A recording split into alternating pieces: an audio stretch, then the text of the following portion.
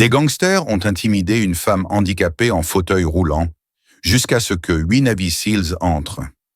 Avant de plonger, prenez un instant pour me dire d'où regardez-vous et quelle heure est-il? Peut-être le lever du soleil à Nairobi, minuit à New York, l'après-midi au Canada ou le soir en France. Ne vous contentez pas de regarder en silence. Laissez un commentaire ci-dessous et voyons jusqu'où cette histoire se propage à travers le monde. Maintenant, plongez-vous et commençons. Le fauteuil roulant grinçait sur le sol poli du Joe's Corner Café, un bruit devenu aussi familier aux habitués que la sonnette au-dessus de la porte. Mira Calloway se faufilait entre les tables étroites avec une précision experte, les épaules droites malgré les tiges de titane qui maintenaient sa colonne vertébrale. À 32 ans, son regard exprimait la détermination qui naît de la reconstruction d'une vie, morceau par morceau douloureux. 3 ans auparavant, elle était médecin de combat dans la marine à Kandahar. Aujourd'hui, elle possédait ce petit café à Portsmouth, à 2 pas de la base navale de Norfolk, où marins et civils venaient déguster sa légendaire tarte aux pommes et la dignité discrète avec laquelle elle la servait. La foule du mardi après-midi était clairsemée, exactement comme Mira l'aimait. Le vieux monsieur Phelps sirotant son café noir dans un coin, 2 étudiants penchés sur leur manuel, et le nouveau, grand, avec un tatouage au cou qui lui dépassait comme du lierre. Il venait depuis 2 semaines, commandant toujours la même chose. Café noir, sandwich au poulet, pas de bavardage. Ce jour-là, cependant, il n'était pas seul. 3 hommes l'encadraient, leur corps trop tendu pour un dîner décontracté, leurs yeux balayant constamment la pièce. Mira avait passé suffisamment de temps en territoire hostile pour reconnaître les prédateurs. Ses mains serraient plus fort ses roues en s'approchant de leur table. « Remplir ?» demanda-t-elle en brandissant la cafetière. Le nouveau venu, Vance, d'après sa carte de crédit, la regarda avec des yeux qui semblaient cataloguer ses faiblesses. Le fauteuil roulant, le léger tremblement de sa main droite, le petit café sans caméra de surveillance. Son sourire n'atteignit pas ses yeux lorsqu'il acquiesça en lui tendant sa tasse. Tandis qu'elle versait, l'homme à sa gauche fit délibérément tomber une fourchette par terre. « Ramasse-moi ça, roule !» dit-il assez fort pour que tout le monde l'entende. Le silence se fit. Monsieur Phelps leva les yeux, puis les baissa rapidement sur son journal. Les étudiants se figèrent. Mira sentit ses joues brûler, mais garda un visage neutre, la même expression qu'elle avait arborée lors du triage des blessés sous les tirs de mortier. « Je vais t'en chercher un propre », répondit-elle d'une voix ferme, alors qu'elle commençait à tourner sa chaise. Une main lourde se posa sur son volant, l'arrêtant. « Je n'ai pas demandé un propre », dit l'homme en se penchant suffisamment près pour qu'elle puisse sentir l'ail dans son haleine. « J'ai dit de le ramasser. » Vance et les autres rirent, un son qui fit dresser les poils sur les bras de Mira. Ce n'était pas une cruauté aléatoire. Cela semblait ciblé, délibéré, comme s'il savait exactement qui elle était et ce qu'il faisait. Elle pensa au petit Glock enfermé dans le coffre-fort de son bureau. Il aurait aussi bien pu être à des millions de kilomètres. « Il y a un problème ici ?» demanda-t-elle de sa voix autoritaire, celle qui avait autrefois dirigé le triage sur le terrain dans le chaos d'une embuscade. Vance se pencha en avant, toute fausseté disparut de son visage. « Pas encore, » dit-il doucement, « mais il y en aura si vous ne comprenez pas ce qui se passe. Portsmouth a une nouvelle direction. Chaque entreprise paie pour sa protection. Nous sommes venus vous expliquer les tarifs. » Son doigt caressa le bord de sa tasse de café. « Réduction spéciale pour les vétérans, cependant. Il vous suffit de nous laisser quelques colis de temps en temps. Étant donné votre mobilité réduite, nous avons pensé que vous apprécieriez la facilité. » Son regard se posa sur ses jambes et une sensation glaciale parcourut l'échine de Mira. Elle avait affronté des combattants talibans plus respectueux que ces hommes. Alors qu'elle ouvrait la bouche pour répondre, la sonnette au-dessus de la porte sonna. 8 hommes entrèrent, se déplaçant avec la précision fluide des loups. Mira reconnut leur démarche avant même de voir leur visage. Des SEAL, et pas n'importe lesquels. L'équipe Six, à la façon dont ils se positionnèrent dans son café sans un mot échangé. Le lieutenant-commandant Jackson Frost Keller n'avait pas prévu de s'arrêter au Joe's Corner Café cet après-midi-là. Le SEAL Team 6 venait de terminer une opération d'entraînement de 3 semaines, et tout ce qu'il désirait, c'était son canapé, une bière et le silence. Mais le premier maître, Miguel Sanchez, avait insisté. La meilleure tarte aux pommes de la côte Est, avait-il promis. Les 7 autres membres de son escouade s'étaient entassés dans 2 véhicules, suivant les indications de Sanchez, jusqu'au petit café niché entre une quincaillerie et une librairie. Dès que Frost poussa la porte, son instinct de combattant s'enflamma. 8 années dans les opérations spéciales lui avaient appris à déchiffrer les pièces avant les visages, les menaces avant les détails. Et cette pièce était une poudrière en attente d'une étincelle. La femme en fauteuil roulant au centre, les épaules tendues, une allure militaire malgré son handicap. 4 hommes à la table du coin, des postures trop agressives pour le décor, une main sous la table, là où elle n'avait pas sa place. Un vieil homme et des étudiants tentaient de se rendre invisibles. Frost croisa le regard de son second, le major Ryan Bishop Wells, qui acquiesça d'un hochement de tête presque imperceptible. Sans un mot, les 8 SEAL se dispersèrent dans le café, une dispersion tactique aussi naturelle que la respiration. L'adjudant-chef Dean Doc Mitchell, leur infirmier, se rapprocha de la femme en fauteuil roulant, tandis que l'adjudant-chef Khalil Shadow Nazari se plaçait près de la sortie. Frost fit 3 pas nonchalants vers la table du coin. « Bonjour », dit Frost d'une voix amicale, mais le regard aussi froid que l'eau arctique. « J'ai entendu dire que la tarte vaut la peine d'être racontée. » Il observa les 4 hommes, cataloguant les détails avec une efficacité éprouvée. Le tatouage au cou du chef, des runes nordiques, couramment utilisées par certains gangs de prison. La bosse sous la veste de l'homme à sa gauche, un calibre 45, mal dissimulé. Leur position autour du fauteuil roulant de la femme, comme des loups autour d'une proie blessée. Mira leva les yeux vers lui, et Frost vit une lueur de reconnaissance dans ses yeux. Non pas une reconnaissance personnelle, elle ne le connaissait pas, mais la reconnaissance d'un militaire pour un autre. « Marine » demanda-t-elle d'une voix plus assurée que ses mains. Frost hocha la tête. « Je viens de terminer un entraînement. L'équipe a pensé qu'on pourrait manger un morceau. » Les yeux de Vance se plissèrent tandis qu'il parcourait le café du regard, comptant les nouveaux arrivants et reconnaissant la menace qu'ils représentaient, même en civil. Ce n'étaient pas des marins ordinaires, à leur façon de se déplacer, de se positionner, de communiquer sans parole. C'étaient des prédateurs au sommet de la pyramide. Sa main glissa dessous la table, désormais vide. « On partait !» dit-il, en laissant tomber de l'argent sur la table. La tarte n'était pas si bonne de toute façon. Alors qu'il se levait, sa veste bougea, révélant le coin d'un tatouage sur son avant-bras. Un trèfle avec un numéro gravé dessus. Frost le remarqua et le classa. Une branche de la mafia irlandaise. Probablement l'équipe de Rafferty qui s'était développée au sud de Boston. Les 4 hommes se dirigèrent vers la porte, se forçant à marcher d'un pas normal. En passant devant Mira, celui qui avait laissé tomber sa fourchette heurta délibérément son fauteuil roulant, le faisant reculer jusqu'à heurter le comptoir. « Attention, Roux !» marmonna-t-il. « Un monde dangereux pour ceux qui ne tiennent pas debout. » Avant que Frost ne puisse bouger, le chef Sanchez était là, une montagne de muscles et de fureur contenue, s'interposant entre Mira et les hommes qui battaient en retraite. « Madame, je crois que vous avez laissé tomber ceci, » dit-il d'une voix forte en lui tendant une serviette, tout en lui barrant le passage. L'homme leva les yeux vers Sanchez, 1 mètre non 90 de cicatrices et de mauvaises intentions, et se ravisa sur ce qu'il avait prévu de dire ensuite. La cloche sonna lorsqu'ils partirent, mais Frost savait que ce n'était pas fini. Il avait vu le regard que Vance avait lancé au propriétaire du café en partant. Ce n'était que le premier coup d'une partie que Mira n'avait pas réalisé qu'elle jouait.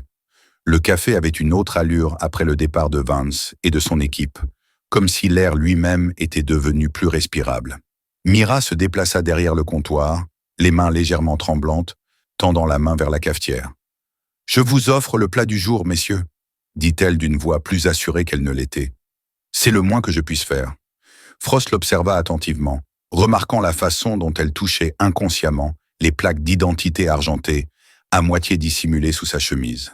Ni épouse ni passionnée de militaire, elle était elle-même une ancienne combattante. Cette pensée modifia son appréciation de la situation. Il ne s'agissait pas seulement de voyous du coin harcelant une femme handicapée. Il se passait autre chose. « Je suppose que ces types ne sont pas des clients réguliers, » dit Frost en s'asseyant au comptoir, tandis que son équipe se répandait dans le café désormais silencieux. Les étudiants avaient déjà fui, ne laissant que M. Phelps, qui semblait déterminé à terminer ses mots croisés comme si de rien n'était. Le sourire de Mira était crispé tandis qu'elle découpait une tarte aux pommes qui sentait bon l'enfance. « C'est la première fois qu'ils se montrent agressifs, » répondit-elle à voix basse. « Ça fait 2 semaines qu'ils viennent. Ils posent compte des questions sur les horaires de livraison, les espaces de stockage. Aujourd'hui, ils en sont enfin venus au fait. » Elle lui glissa une part de tarte. « De l'argent pour se protéger et une offre d'utiliser mon café comme point de dépôt pour ce qu'ils préparent. » Le chef Sanchez s'installa sur un tabouret qui semblait trop fragile pour sa carrure. « Vous avez appelé la police ?» demanda-t-il, devinant déjà la réponse à la mâchoire crispée de Mira. Mira secoua la tête. La police de Portsmouth a connu des changements d'effectifs intéressants ces derniers temps. Nouveau chef, nouveau sergent. Les délais d'intervention dans ce quartier ont doublé. Elle jeta un coup d'œil vers la fenêtre, où la voiture de Vance était toujours immobilisée de l'autre côté de la rue. De toute façon, j'ai eu affaire à pire que ces clowns de Kandahar. Infirmière de la FMF, 2e bataillon, 5e régiment de Marines. Cette révélation calma Frost. Elle n'était pas seulement une vétérane, elle était médecin de combat. Le fauteuil roulant prenait désormais tout son sens. Trop d'infirmiers rentraient chez eux brisés d'une manière que les civils ne pouvaient comprendre. Doc Mitchell s'approcha, l'intérêt professionnel piqué. « Quand étiez-vous là-bas » demanda-t-il. « De 2020 à 2022, » répondit Mira, « jusqu'à ce qu'un engin explosif improvisé vienne perturber notre Humvee devant Lashkargah. » Sa main se posa inconsciemment sur le bas de son dos. Lésion à la colonne vertébrale. 3 amis qui ne sont pas rentrés. Elle le dit d'un ton neutre, comme on évoque un changement de temps. Doc hocha la tête, comprenant sans avoir besoin de détails. Il régnait une fraternité parmi le personnel médical militaire. Ils avaient tous vu le même enfer depuis les mêmes sièges au premier rang. « Infirmier en poste », dit-il doucement, l'appel du champ de bataille qu'il avait appelé auprès d'innombrables blessés. Le regard de Mira s'adoucit pour la première fois depuis leur arrivée. Frost observait leur échange, tandis que son esprit élaborait des scénarios. L'équipe de Rafferty ne s'embarrassait généralement pas de petits rackets de protection dans les cafés. Ils se concentraient sur le transport maritime, les dockers et le bâtiment. Des endroits où de grandes quantités de produits pouvaient circuler sans être remarqués. Un café n'avait aucun sens à moins que... « Votre emplacement, » dit-il soudain. « Vous êtes à 2 pâtés de maison de l'entrée nord du Navy Yard. Les camions de ravitaillement passeront juste à côté. » Les yeux de Mira s'écarquillèrent légèrement. « Et la moitié de vos clients portent des uniformes, » ajouta Bishop tout près, captant le fil des pensées de Frost. L'endroit idéal pour recueillir des renseignements sur les protocoles de sécurité, les changements d'équipe. La situation se précisait maintenant, et il ne s'agissait pas de tarte aux pommes ou d'argent pour la protection. Il s'agissait d'accès au Navy Yard, au personnel militaire, aux horaires de livraison. Le chantier naval de Portsmouth réparait des sous-marins nucléaires. Un badge de sécurité de la bonne personne pouvait valoir des millions à certaines parties intéressées. « Ils reviendront, » dit Frost en repoussant sa tarte à moitié mangée. « Et pas seulement pour tes talents de pâtissier. » Il sortit son téléphone, hésita, puis le reposa. Les voix officielles signifiaient paperasse, attente et fuite potentielle si Vance avait des contacts dans les forces de l'ordre local. Ce qu'il envisageait tombait dans une zone grise, le genre de zone grise qui avait défini une grande partie de sa carrière. « Depuis combien de temps êtes-vous propriétaire de cet endroit » demanda-t-il à Mira. 3 ans, répondit-elle. J'ai utilisé mon indemnité d'invalidité et mon prêt du VA pour l'acheter après ma démobilisation. C'est tout ce que j'ai. Ses jointures blanchirent sur les roulettes de son fauteuil, et je ne l'abandonnerai pas sans me battre. Quelque chose dans ces mots résonna chez les 8 hommes qui étaient entrés dans son café par hasard, ou peut-être plutôt par le destin. Frost échangea un regard avec son équipe, une conversation silencieuse menée à travers des micro-expressions et des années de confiance.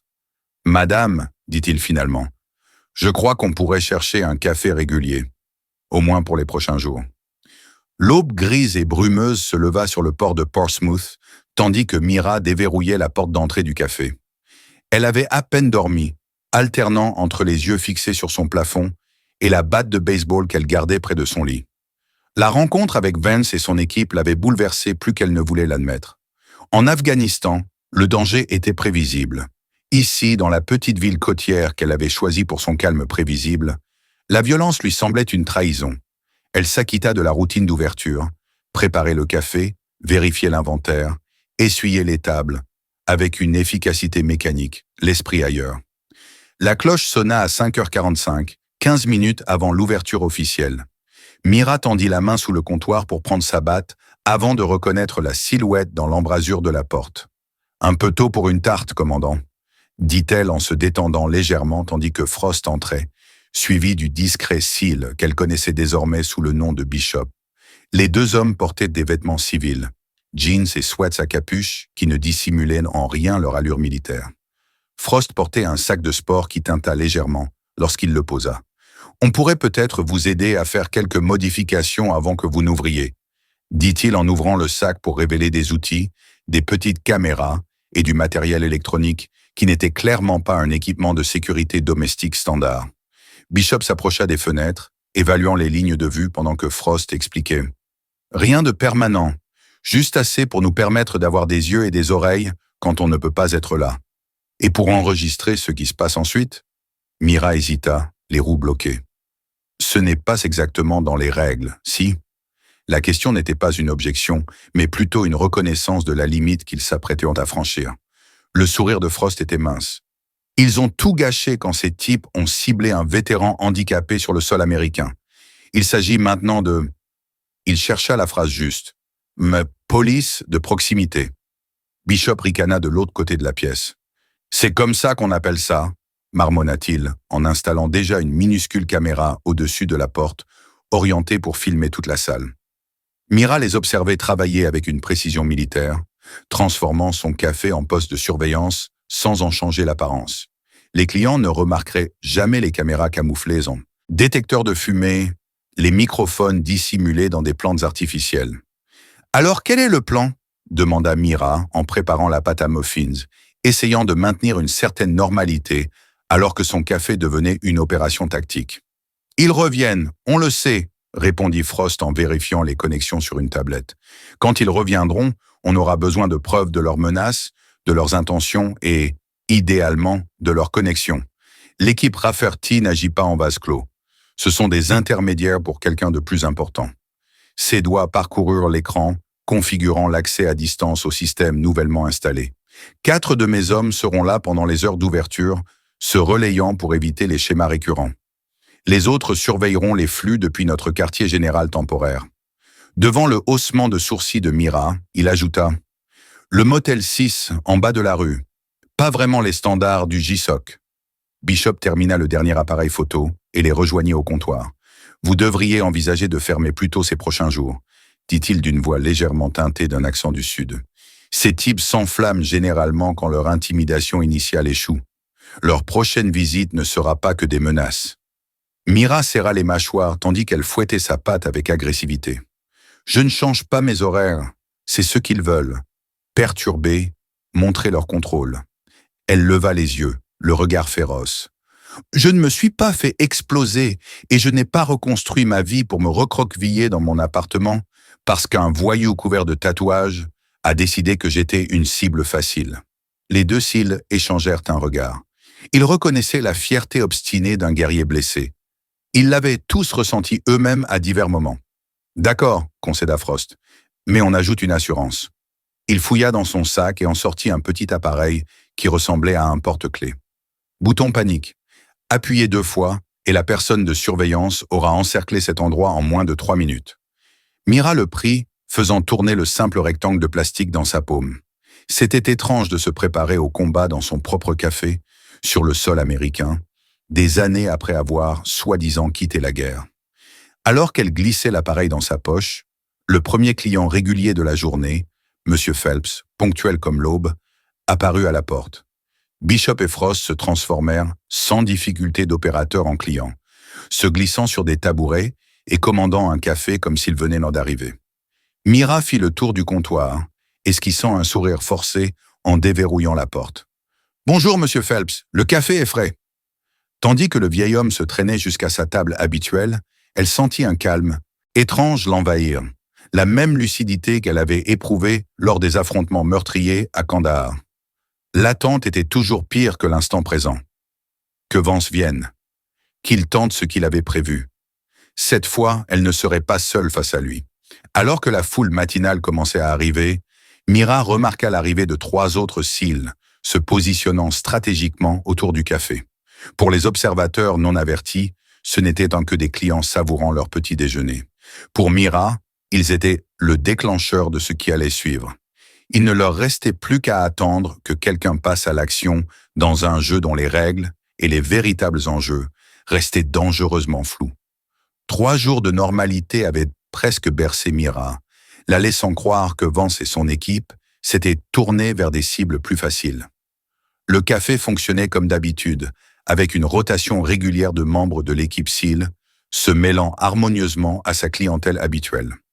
Le sous-officier Nazari avait développé un penchant particulier pour la banquette du coin, où il restait assis des heures avec un ordinateur portable, travaillant ostensiblement sur sa thèse de maîtrise, tout en surveillant les images de caméras cachées. Le docteur Mitchell avait charmé les habitués du matin avec ses conseils médicaux et ses articles qui omettaient soigneusement les détails confidentiels. Même M. Phelps avait commencé à réserver la rubrique sportive au chef Sanchez, dont les connaissances encyclopédiques en statistiques de baseball avaient impressionné le vieil homme. Jeudi soir, un orage d'automne s'abattit sur les fenêtres et força les clients à rentrer. Mira s'apprêtait à fermer, seul Nazari et le sous-officier Lucas Gator, Thibodeau, demeurant parmi les clients, lorsque la porte s'ouvrit brusquement. 4 hommes entrèrent, pas Vance et son équipe d'origine, mais clairement du même acabit. Le chef, un homme nerveux, au visage grêlé et aux cheveux roux, secoua la pluie de sa veste et sourit à Mira. « J'ai entendu dire que cet endroit avait le meilleur café de Portsmouth, dit-il, le regard froid malgré son sourire. On a pensé qu'on allait l'essayer avant que vous ne fermiez. » Mira sentit son estomac se serrer tandis qu'elle fouillait dans sa poche, ses doigts trouvant le bouton d'alarme. Nazari et Gator restèrent détendus mais vigilants, leur posture changeant subtilement. Ils poursuivirent leur conversation, bien que leur attention eût complètement changé. Les 4 nouveaux venus s'installèrent à une table près de la porte, bloquant ainsi la sortie principale. « La cuisine est fermée, » dit Mira d'un ton neutre, « mais je peux proposer du café à emporter. » Le sourire du rouquin s'élargit. « Oh, on n'est pas pressé. En fait, on espérait une conversation privée. » Son regard se posa sur Nazari et Gator. « Dès que vos autres clients auront fini. » La menace implicite flottait dans l'air comme de la fumée. Mira appuya 2 fois sur le bouton d'urgence, sentant la légère vibration confirmant l'envoi du signal. « En fait, » dit Gator d'une voix traînante, son accent louisianais épais comme de la mélasse. « On parlait justement de la fermeture. » Il se leva lentement, s'étirant comme fatigué. Du haut de son 1,90 m et de sa carrure de linebacker, ses mouvements nonchalants portaient un message sans équivoque. Nazari resta assis, une main sous la table. « Vous devriez peut-être revenir demain, » suggéra-t-il doucement. « Le temps devrait s'éclaircir. » Le rouquin plissa les yeux en observant les 2 hommes, notant des détails qui lui avaient échappé au premier coup d'œil. La posture disciplinée, les mains calleuses, la façon dont il s'était positionné pour une visibilité optimale. Sa main glissa vers sa ceinture. « Danny nous a envoyé récupérer, » dit-il à Mira, abandonnant toute prétention. « Le premier paiement est dû, plus des frais de retard puisque vous avez ignoré notre précédente conversation. » Avant que Mira ne puisse répondre, la porte arrière du café s'ouvrit brusquement, laissant entrer Frost et Bishop, trempés par la pluie, mais s'agitant avec détermination. La main du rouquin acheva son trajet jusqu'à sa ceinture, ressortant avec un pistolet noir mat qu'il braqua sur Mira. « Que personne ne bouge !» aboya-t-il, tandis que ses compagnons dégainaient également leurs armes. « C'est du travail, pas une fusillade. Madame paie ce qu'elle doit, et tout le monde rentre chez lui sain et sauf. » L'affrontement soudain figea la salle dans un tableau de violence potentielle.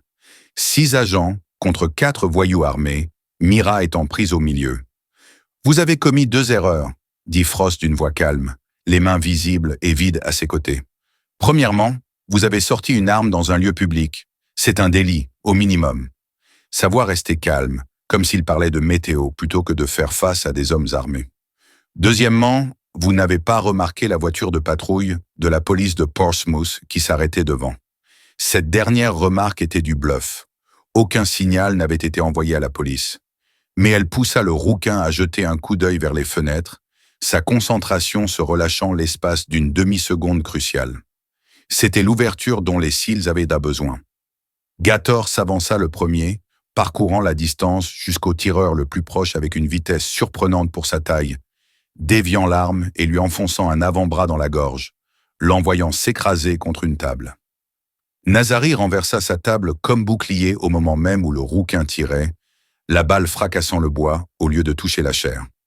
Bishop s'était déjà rapproché du troisième homme, le pliant en deux d'un coup de paume brutal au plexus solaire, avant qu'un coup de genou au visage ne le terrasse définitivement.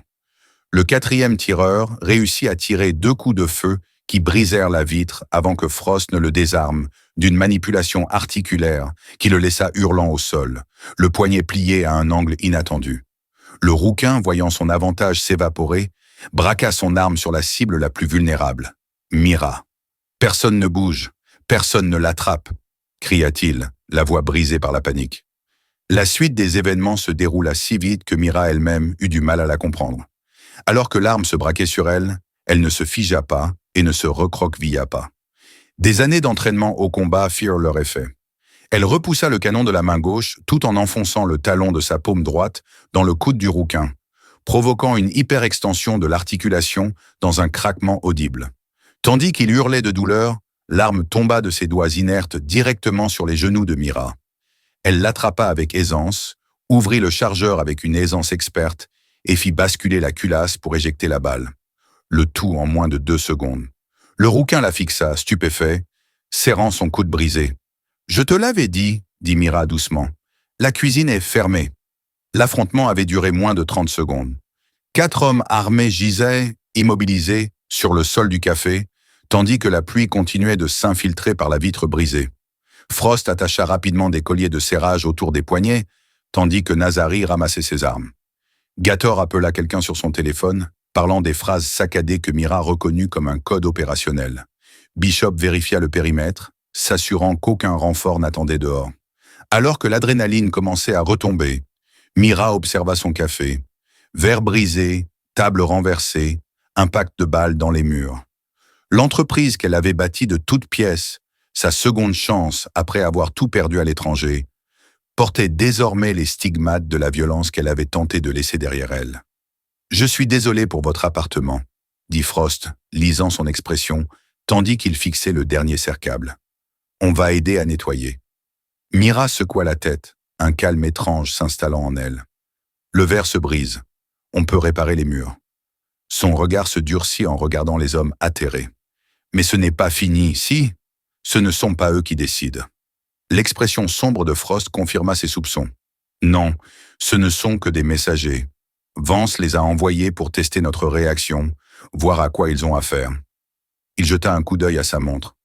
La police locale ne nous aidera pas, mais j'ai des amis au NCIS qui vont placer ces 4-là en détention fédérale. Une tentative d'agression avec arme à feu sur un vétéran leur donne compétence. Mais Vance et celui à qui il rend compte sont toujours en liberté. La pluie continuait de tambouriner sur le toit, tandis que Mira examinait les dégâts causés à son café et les 4 hommes qui en étaient de responsables. « Bien, » dit-elle avec une intensité calme. « Qu'ils viennent. » Le café resta fermé le lendemain, soi-disant pour réparer la vitre brisée et les murs endommagés par les balles. En réalité, il était devenu le centre de commandement d'une opération qui évoluait dans l'ombre, entre officiels et officieux. Le lieutenant-commandant Frost avait fait appel à son contact au NCIS, l'agent spécial Eliza Warren, qui avait arrêté les 4 hommes armés et était maintenant assise au box de Mira, son ordinateur portable ouvert devant elle. À côté d'elle était assis un homme que Frost avait simplement présenté comme Mason, un analyste civil du renseignement dont l'affiliation à l'agence était restée discrète. « Daniel Viper Rafferty », dit l'agent Warren en tournant son ordinateur portable pour afficher la photo d'identité judiciaire d'un homme au visage dur, aux cheveux roux identiques à ceux du chef de l'affrontement de la veille. Chef du syndicat Shamrock, une branche de la mafia irlandaise de Boston. Il s'étend vers le sud depuis 18 mois, s'établissant un territoire grâce aux rackets et au trafic de drogue. Mason se pencha en avant, précisant le contexte d'une voix qui suggérait une certaine distance académique. L'intéressant, ce n'est pas leur organisation criminelle habituelle, mais leur rencontre. Ses doigts dansèrent sur sa tablette, faisant apparaître des photos de surveillance. 3 réunions le mois dernier avec des associés connus de la Bratva, le crime organisé russe. Mira se rapprocha, étudiant les images. « Que veut la mafia russe à Portsmouth ?» demanda-t-elle. « On n'est pas vraiment à Miami ou à New York. » Frost et Bishop échangèrent un regard, ce genre de communication muette, fruit d'années d'expérience dans des environnements classifiés. « Le chantier naval de Portsmouth, dit finalement Bishop. Ce n'est pas seulement un centre de réparation, c'est là que nous entretenons notre flotte de sous-marins nucléaires. Des sous-marins de classe Los Angeles, Virginia, Ohio. Les protocoles de sécurité, les programmes de maintenance, les schémas de recrutement, ces informations seraient précieuses pour certains intérêts étrangers. Le sous-entendu pesait lourd dans l'air calme du café. Il ne s'agissait pas seulement d'argent pour la protection ou de territoire de trafic de drogue. Il s'agissait potentiellement de sécurité nationale. Les 4 personnes arrêtées hier soir ne parlent pas, poursuivit Warren, mais leurs téléphones ont été instructifs. Plusieurs appels à ce numéro. Elle désigna une série de chiffres surlignés. Un téléphone, prépayé, mais il a été actif près des appartements Arbor Arms à 5 reprises cette semaine. Mason hocha la tête. Nous avons identifié 8 logements dans ce complexe, loués au cours des 6 derniers mois, payés en espèces avec une vérification minimale des antécédents. L'un d'eux est probablement la base opérationnelle de Vance. Frost étudia les plans du bâtiment que Mason avait récupérés. Les logements d'angle offriraient la meilleure visibilité, avec des issues de secours des 2 côtés. Je parierais sur le 212 ou le 418. Alors quel est le jeu ? Demanda le chef Sanchez, les bras massifs croisés, appuyés contre le comptoir. On ne peut pas perquisitionner un immeuble sur un coup de tête. Warren ferma son ordinateur portable d'un clic décisif. Non, mais je peux obtenir un mandat de surveillance grâce aux preuves recueillies hier soir. Le NCIS est compétent en raison de la proximité du chantier naval et des implications potentielles pour la sécurité nationale. Elle jeta un coup d'œil à Mira. Et le fait que vous soyez un vétéran ciblé en lien avec ces activités renforce notre dossier. Le juge Holloway me doit une faveur. Je peux avoir les documents d'ici ce soir. Frost hocha la tête, imaginant déjà des options. Il nous faut une surveillance immédiate de ces appartements. Surveillance à distance, rotation des équipes, empreinte minimale. Alors que la discussion tactique se poursuivait, Mira se sentait de plus en plus spectatrice de sa propre vie. Ces professionnels avaient transformé sa simple affaire d'intimidation en une opération qui ressemblait à une opération de contre-espionnage. Elle s'éclaircit la gorge, interrompant l'évaluation de Bishop sur les angles de surveillance. « J'apprécie tout ce que vous faites, » dit-elle fermement. « Mais je dois comprendre mon rôle ici. C'est toujours mon café, ma vie qui est menacée. » Le silence retomba sur la pièce, tous les regards se tournant vers elle. Frost la considéra un instant avant de répondre. « Votre rôle est de rouvrir demain. Comportez-vous normalement. Soyez l'appât qui attirera Vance. » Sa franchise n'était ni cruelle ni condescendante. C'était simplement l'évaluation directe d'un commandant tactique. « Si ces types sont aussi connectés que vous le dites, ils surveilleront cet endroit en ce moment même, » poursuivit Frost. « Ils verront la vitrine réparée aujourd'hui. Ils remarqueront votre réouverture. Et ils agiront, soit Vance lui-même, soit un échelon supérieur. Quand ce sera le cas, nous serons prêts. » Il désigna les caméras et les micros quasi invisibles qui encombraient désormais le café. Chaque mot, chaque menace, chaque insinuation sur leurs intentions réelles, tout est documenté et recevable. Et s'ils sont assez stupides pour se montrer à nouveau agressifs physiquement? Il laissa sa phrase inachevée, mais les 8 cils présents se redressèrent presque imperceptiblement, une anticipation prédatrice imprégnant leur posture. Mira se dirigea vers la fenêtre, regardant la rue détrempée par la pluie, où la vie continuait normalement pour tous, sauf pour elle. 3 ans passés à construire une existence paisible après le chaos de la guerre, pour se retrouver à nouveau au cœur d'un champ de bataille d'un autre genre. L'ironie ne lui échappa pas. « D'accord, dit-elle finalement, je serai ton appât, mais je veux une arme. » Elle se tourna vers la pièce, son expression inflexible. « J'ai obtenu mon diplôme d'experte sur le M9 pendant 3 ans d'affilée. Je ne vais pas rester là, impuissante, à attendre que les criminels passent à l'action. » Warren commença à protester pour des raisons juridiques, mais Frost la coupa d'une main levée. « Doc, » dit-il doucement. L'infirmier de l'équipe fouilla dans son sac et en sortit un Sig Sauer P365, suffisamment compact pour être dissimulé facilement, mais doté d'une puissance d'arrêt suffisante pour faire la différence. Il le posa sur la table devant Mira, accompagné de 2 chargeurs. « Nettoyé ce matin, vérifié fonctionnement. Capacité de 10+1. » Son regard croisa le sien avec un respect professionnel. « Comme au stand de tir de Lejeune, non? Respirez, serrez, poursuivez. » Mira hocha la tête, vérifiant l'arme avec une efficacité éprouvée, avant de la ranger dans un compartiment de son fauteuil roulant. L'agent Warren détourna délibérément le regard, maintenant un déni plausible quant à la possession non autorisée d'une arme à feu par un civil. Alors que l'équipe finalisait les détails de l'opération du lendemain, la tablette de Mason sonna. Une alerte. Il observa l'écran, le visage sombre. Il y a du mouvement. La reconnaissance faciale vient de signaler l'entrée de Vance dans un restaurant à 3 pâtés de maison d'ici. Il a rendez-vous. Il tourna la tablette pour afficher une image granuleuse d'une caméra de sécurité. Vance était assis en face d'un homme bien habillé, dont le visage était partiellement masqué. « On pourrait avoir un meilleur angle ?» demanda Frost. Mason secoua la tête. « J'y travaille, mais le positionnement de la caméra est limité. » Bishop se pencha, examinant la partie visible du profil de l'inconnu. « Ce costume n'est pas du prêt-à-porter, et cette montre, on dirait une Patek Philippe. Qui que ce soit, il n'est pas de la rue. » L'atmosphère du café changea à mesure que la réalité de leur situation se cristallisait. Il ne s'agissait pas seulement d'empêcher des voyous locaux de harceler un vétéran handicapé. Ils étaient tombés sur quelque chose de bien plus vaste, une potentielle opération de renseignement ciblant une infrastructure navale, avec des strates d'organisation criminelle assurant couverture et déni. Quel que soit le jeu en cours, le lendemain les rapprocherait un peu plus de la compréhension des véritables enjeux. Tandis que la pluie s'intensifiait dehors, tambourinant contre la fenêtre fraîchement installée, Mira sentit revenir une étrange détermination, la même lucidité qu'elle avait connue au combat.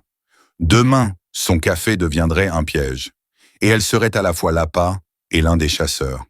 La lumière matinale filtrait à travers la nouvelle vitrine du café, projetant de longues ombres sur le sol fraîchement lavé. Mira était arrivée à 4h30, bien avant l'heure habituelle d'ouverture, pour se préparer.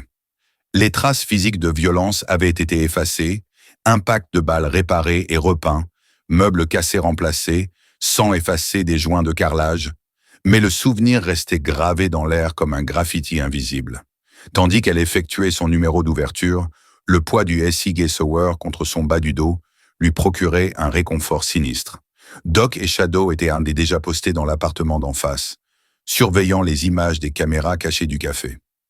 Le reste de l'équipe s'infiltrerait tout au long de la journée en tant que client, préservant l'illusion de la normalité tout en établissant un périmètre de protection. La cloche sonna à 6 heures précises lorsque Mira déverrouilla la porte d'entrée. Monsieur Phelps entra le premier, aussi prévisible que le lever du soleil. « J'ai entendu dire qu'il y a eu un problème », dit-il en s'installant à sa table habituelle dans le coin. « Content de voir que vous êtes de nouveau ouvert. » Mira sourit, se demandant ce que le vieil homme savait ou remarquait réellement. Elle en était venue à soupçonner que son attitude perpétuellement distraite dissimulait une conscience bien plus aiguë qu'il ne le laissait paraître. « Juste un petit accident avec la fenêtre », répondit-elle en lui versant son café sans qu'on lui demande. « Rien d'irréparable. » Monsieur Phelps hocha la tête en dépliant son journal. « Certaines choses se cassent facilement, dit-il doucement. Certaines personnes aussi. Heureusement qu'on est de l'autre genre. » Avant que Mira ne puisse répondre à cette philosophie inattendue, la cloche sonna de nouveau, tandis que d'autres habitués du matin arrivaient. À midi, le café avait retrouvé son rythme habituel. Assis au comptoir, Frost sirotait un café en faisant semblant de travailler sur un ordinateur portable. Gator et le chef Sanchez occupaient une table près de la cuisine, jouant aux échecs avec une concentration intense qui ne les empêchait pas de surveiller chaque personne entrant. Bishop s'était placé dans un coin, en visibilité directe sur les 2 entrées, sa présence si discrète que la plupart des clients le dépassaient complètement. L'écouteur caché dans l'oreille droite de Mira crépitait de temps en temps, donnant des nouvelles de l'équipe de surveillance d'en face. Approche sud dégagée, nouveau véhicule garé devant la quincaillerie, reconnaissance faciale du conducteur en cours. Silence dans la ruelle. Le bavardage opérationnel formait une étrange bande-son à sa routine de service de café et de tarte. À 14h17, tout changea. Contact, murmura Shadow à l'oreille de Mira. Escalade noire en approche par le nord. Véhicule de Rafferty, confirmé par les registres du DMV.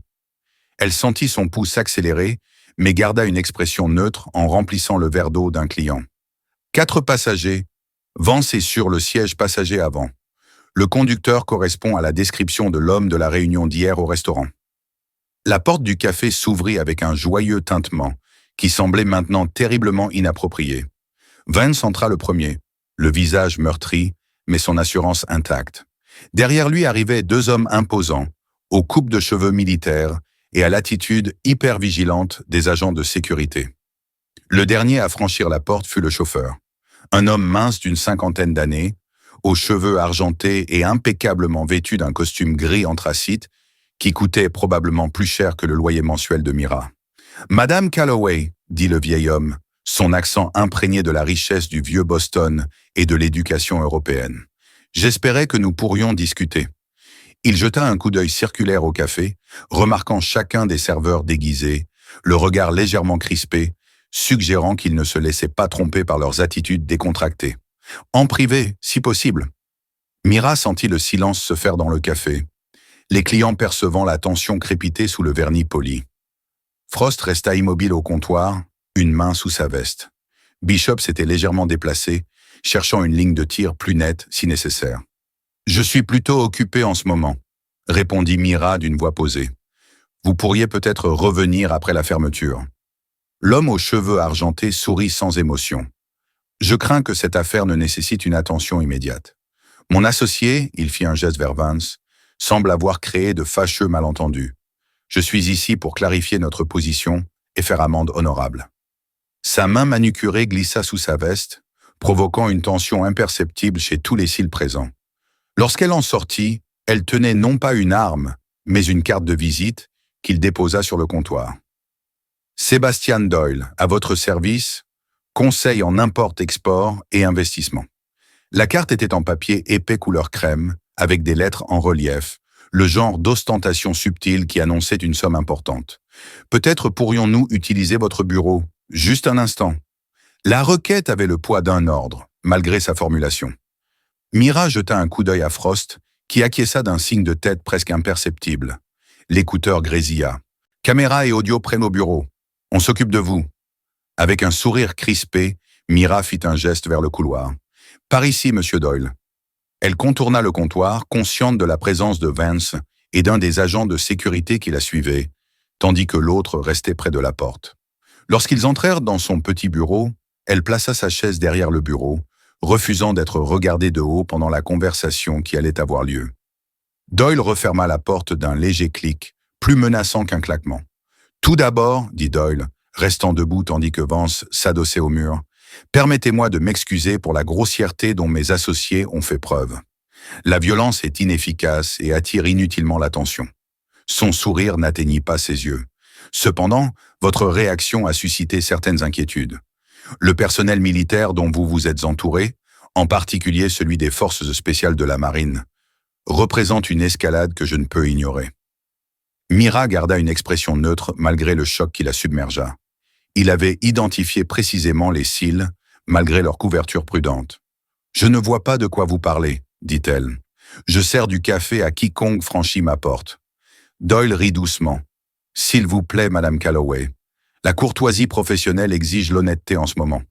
Vous hébergez 8 membres de la SEAL Team 6 dans votre établissement. La question est de savoir s'ils sont ici officiellement, ce qui indiquerait une enquête fédérale dont je n'ai pas connaissance actuellement, ou officieusement dans le cadre d'une tentative mal avisée de protection. » Ses yeux se plissèrent légèrement. « J'espère vraiment que c'est la deuxième option. » Les implications restaient en suspens entre eux. Si les SEAL agissaient officieusement, ils étaient vulnérables. S'ils représentaient une opération officielle, Doyle révélait qu'il avait des sources au sein des forces de l'ordre ou des services de renseignement qui auraient dû l'informer. « Que voulez-vous, monsieur Doyle ?» demanda Mira, coupant court à la partie d'échec verbal. « Parce que s'il s'agit d'argent pour se protéger, ma réponse reste la même. » Vance se déplaça furieusement contre le mur, mais Doyle le fit taire d'une main levée. « Mon cher, le racket pour se protéger est réservé aux voyous et aux gangs de quartier. Mes intérêts sont bien plus sophistiqués. » Il se pencha légèrement en avant. « Ce que je veux est simple. Votre café continue de fonctionner comme avant. Vous servez vos clients militaires, vous conservez vos horaires et votre personnel actuel.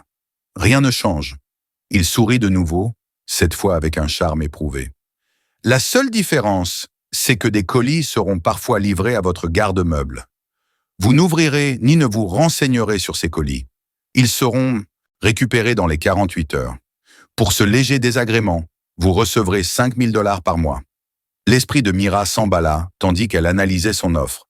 Les caméras cachées filmaient tout, mais Doyle avait pris soin de ne mentionner explicitement aucun élément illégal. Les colis pouvaient contenir de tout, des médicaments aux informations confidentielles extraites du personnel de la marine. « Et si je refuse ?» demanda-t-elle pour gagner du temps. Doyle se redressa, effleurant une tache invisible de sa manche immaculée. Malheureusement, le service de santé découvrira des infractions graves lors de sa prochaine inspection.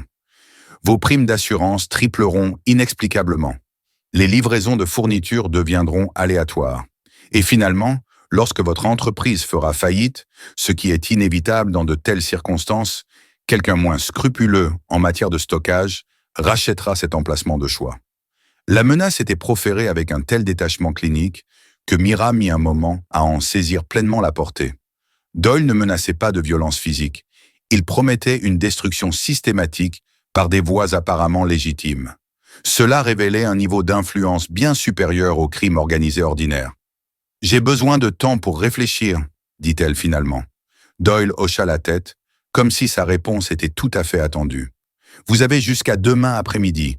Je reviendrai à 15 heures pour votre réponse. » Il se retourna pour partir, puis marqua une pause. « Oh, et Madame Calloway, veuillez informer vos amis SEAL que leur présence a été constatée. Bien que je respecte leurs capacités, ils doivent comprendre que certaines batailles ne peuvent être gagnées par des moyens conventionnels. » Alors que la porte se refermait derrière Doyle et Vance, Mira expira lentement, la tension se dissipant. L'écouteur grésilla aussitôt. « J'ai tout, » confirma Shadow. « J'envoie les images à Warren. » La voix de Frost l'interrompit, serrée par une colère contenue. « Restez dans le bureau 1 minute. Laissez-les évacuer le bâtiment. » Mira hocha la tête, même si personne ne pouvait la voir, et se dirigea vers la petite fenêtre donnant sur la ruelle derrière le café. L'escalade noire l'attendait, moteur tournant. Doyle sortit par la porte arrière, suivi de Vance et des agents de sécurité. Alors qu'il s'apprêtait à monter dans le véhicule, Doyle marqua une pause, levant les yeux vers sa fenêtre avec un petit sourire entendu.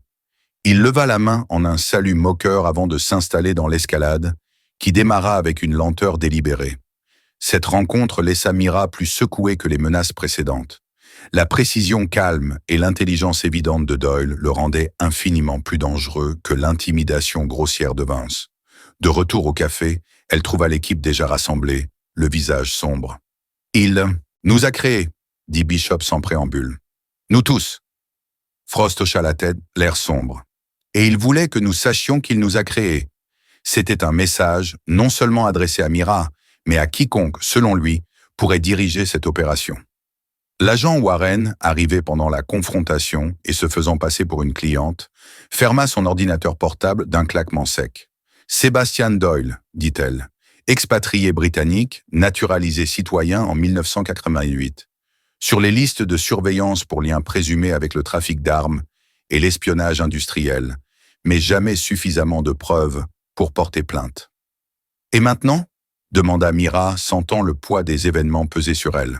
« J'ai jusqu'à demain 15 heures pour décider si je participe à l'opération qu'il dirige. » Frost échangea un regard avec Warren avant de répondre. « Maintenant, on déclenche le piège, » dit-il doucement.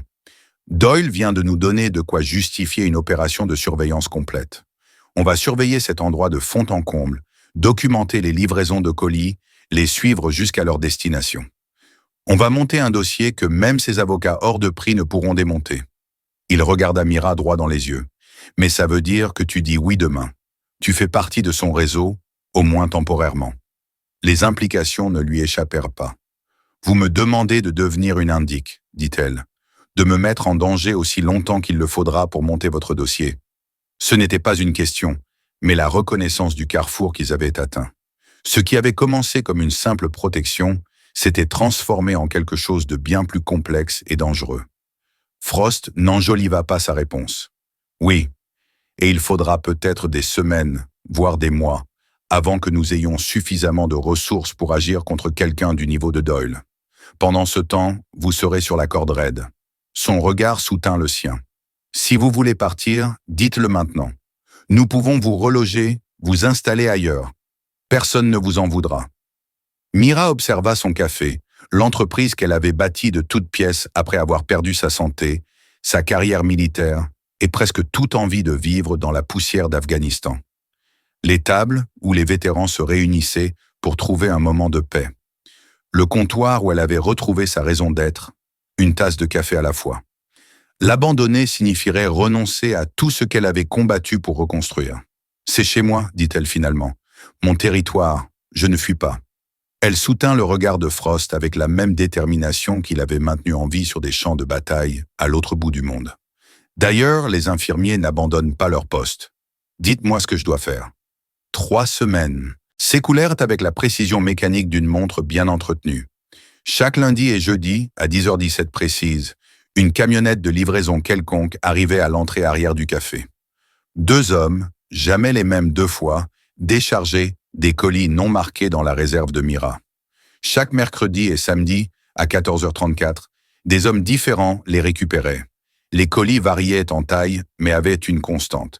Ils étaient toujours scellés avec du ruban adhésif inviolable, orné d'un petit trèfle. Fidèle à la parole de Doyle, $5 000 apparaissant sur le compte professionnel de Mira, le premier de chaque mois, sous la forme de honoraires de conseil d'Emerald Harbor Investments, une société écran que l'enquête de Warren avait remontée à travers 7 couches de falsification d'entreprises avant de se retrouver dans des impasses aux îles Caïmans et au Liechtenstein. Le café s'était installé dans une étrange normalité. Les clients allaient et venaient, inconscients du déroulement des opérations. Les SEAL maintenaient leur rotation, veillant toujours à la présence d'au moins 2 membres de l'équipe pendant les heures d'ouverture, tout en variant leurs apparences et leurs comportements pour éviter d'établir des schémas récurrents. De minuscules traceurs RFID, fournis par l'agence anonyme de Mason, étaient discrètement fixés à chaque colis pendant les brefs intervalles où ils restaient sans surveillance dans la réserve. Les données de suivi révélaient un réseau de distribution complexe s'étendant de Portsmouth à Boston, New York et parfois jusqu'à Miami, même si les destinations finales restaient désespérément obscures. Ils utilisent plusieurs moyens de communication, expliqua Warren lors d'un de leurs briefings du soir, désormais réguliers, après la fermeture du café. Les colis transitent par au moins 3 lieux de stockage différents avant d'atteindre leur destination finale. Elle désigna la carte affichée sur son ordinateur portable, montrant les traces fragmentées révélées par leur suivi. C'est un procédé sophistiqué, du genre utilisé par les services de renseignement, pas par les organisations criminelles classiques. Frost hocha la tête d'un air sombre. Ce qui confirme notre théorie selon laquelle il ne s'agit pas seulement de drogue ou d'armes. Doyle transporte des informations, peut-être des documents classifiés extraits du personnel de la marine. Mira se rapprocha pour examiner l'étalage. Avons-nous appris quelque chose sur le contenu réel des colis? Après 3 semaines de coopération réticente, cette question était restée volontairement sans réponse. Les autres échangèrent un regard avant que Mason ne réponde enfin. Nous avons réussi à scanner 2 colis à l'aide d'un appareil à rayon X portable lors de nos inspections sanitaires de routine. Ses doigts marquèrent entre guillemets l'histoire de couverture qu'ils avaient utilisée pour introduire du matériel spécialisé dans le café. Le contenu semble être des périphériques de stockage électronique, des disques durs, haute capacité fabriqués sur mesure, logés dans des boîtiers résistants au choc, parfaits pour transporter de grandes quantités de données en toute sécurité. La révélation pesait lourdement sur Mira. Son café ne servait pas seulement à transporter de la drogue ou de la contrebande, il facilitait l'espionnage. Des secrets militaires américains transitaient par sa réserve, potentiellement destinés à des adversaires étrangers. Cette pensée la rendait malade. « Alors je les aide à voler des informations classifiées », dit-elle sèchement. « Je suis une traîtresse. » Bishop secoua fermement la tête. « Vous nous aidez à attraper des traîtres. Il y a une différence. » Son assurance ne parvint guère à alléger le poids moral qui pesait sur elle. Chaque colis qui passait entre ses mains lui semblait désormais contaminé, quelle que soit la mission. « On se rapproche, » dit Frost, sentant sa détresse. Les traceurs en RFID ont identifié 3 points de terminaison cohérents dans la chaîne de distribution. Nous mettons en place une surveillance sur chaque site. Il fit apparaître des images de bâtiments quelconques, un centre de stockage à Revere, un atelier d'usinage à South Boston et une marina à Gloucester. Ce sont les derniers points où nous pouvons physiquement suivre les colis. Quoi qu'il arrive ensuite, la remise à des agents étrangers, si c'est bien de cela qu'il s'agit, se déroulera ailleurs. Warren ajouta « Nous avons identifié 17 membres du personnel de la marine qui fréquentent votre café et qui ont accès au type d'informations qui intéresseraient Doyle. Le NCIS effectue des vérifications d'antécédents, recherche des anomalies financières, des contacts inexpliqués, tout ce qui pourrait indiquer qui est compromis. » Tandis que le briefing se poursuivait, détaillant les programmes de surveillance et l'avancement de l'enquête, Mira se rendit compte que son attention se portait sur le café qui les entourait. Ce lieu qui avait été autrefois son sanctuaire, sa seconde chance dans la vie, semblait désormais souillé. Chaque surface semblait receler des secrets, chaque ombre dissimulait des menaces potentielles. Le poids de son arme de poing dissimulée dans son dos lui rappelait constamment à quel point sa vie avait changé. Elle n'était plus une simple vétéran handicapé gérant un café. Elle était devenue un atout du renseignement dans une opération aux implications pour la sécurité nationale. Un rôle qu'elle n'avait pas choisi, mais qu'elle ne pouvait plus abandonner. « Mira !» La voix de Frost la ramena au présent. « Tu as entendu ce que j'ai dit ?» Elle cligna des yeux, se concentrant sur le groupe réuni autour de sa plus grande table. « Désolée, j'étais... » fit-elle d'un geste vague. « À des kilomètres. » L'expression de Frost s'adoucit légèrement. « J'ai dit que Doyle revenait demain. Il a rencontré quelqu'un de nouveau. Des lettres de créances diplomatiques russes, mais un profil GRU, selon les sources de Mason. Il voudra vérifier son investissement, s'assurer que tu es toujours fiable. » Une question tacite flottait dans l'air. Était-elle prête pour une nouvelle performance? Pourrait-elle regarder Doyle droit dans les yeux et jouer le rôle du chef d'entreprise réticent mais complaisant, sachant ce que son entreprise impliquait réellement? « Je vais bien », dit-elle avec plus d'assurance qu'elle ne l'était. « 3 missions en Afghanistan m'ont appris à garder mon sang-froid. » Le docteur Mitchell, qu'il avait discrètement surveillé tout au long de la réunion, croisa son regard. En tant que collègue médical, il reconnut les signes de tension qu'elle cherchait à dissimuler. Le léger tremblement de ses mains, la céphalée de tension évidente dans ses yeux plissés, la légère sueur de stress malgré la fraîcheur de la pièce. « On devrait peut-être discuter des options d'extraction », suggéra-t-il prudemment. « Juste en cas de besoin. Si Doyle soupçonne quelque chose... » « Je ne vais nulle part, » dit sèchement Mira, l'interrompant. « C'est mon café, ma vie. Je vais m'en occuper. » Sa véhémence réduisit momentanément le groupe au silence. Le chef Sanchez dissipa la tension d'un léger rire. « Têtu comme n'importe quel SEAL que j'ai jamais rencontré, » observa-t-il. « On aurait pu t'utiliser dans notre section à Ramadi. » Ce commentaire détendit légèrement l'atmosphère, mais l'inquiétude persista dans le regard de Frost. Il avait commandé suffisamment d'opérations à haut risque pour savoir quand un agent approchait de son point de rupture, quelle que soit sa détermination personnelle. « Encore 2 semaines, » dit-il doucement. « Si nous n'avons pas assez de troupes pour attaquer Doyle d'ici là, on tire la prise et on vous fait partir. Ce n'est pas négociable. » Avant que Mira ne puisse protester, le capteur de la porte arrière du café déclencha une alarme silencieuse sur la tablette de Mason. « Mouvement dans la ruelle », signala-t-il en accédant rapidement à la caméra. L'écran montra une silhouette solitaire s'approchant de l'entrée arrière. Une jeune femme en uniforme du chantier naval de Portsmouth, jetant un coup d'œil nerveux par-dessus son épaule. « C'est le capitaine de corvette Rebecca Hayes », dit Warren, reconnaissant immédiatement la femme. « Officier ingénieur à bord de l'USS Virginia. Elle est sur notre liste de surveillance des personnes potentiellement compromises. » Ils regardèrent Hayes tester la porte arrière du café, la trouver verrouillée, puis glisser quelque chose dessous avant de s'éloigner précipitamment. Bishop se dirigea rapidement vers la porte et revint quelques instants plus tard avec une petite enveloppe. À l'intérieur se trouvait un mot manuscrit. « Besoin de parler? Pas ce que vous croyez. Sous surveillance. Demain, 5 heures, venez seul. » Le message était simplement signé « R ». Frost le lut 2 fois avant de le passer à Warren. « Ça pourrait être un piège, dit-il, ou elle pourrait essayer de s'immiscer dans le froid. » Le terme « jargon du renseignement » désignant un agent compromis cherchant à coopérer flottait dans l'air.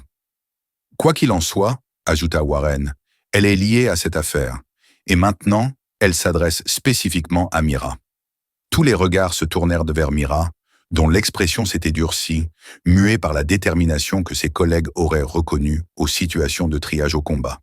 « Je serai là à 17 heures, dit-elle simplement. Si elle est contrainte, on le saura.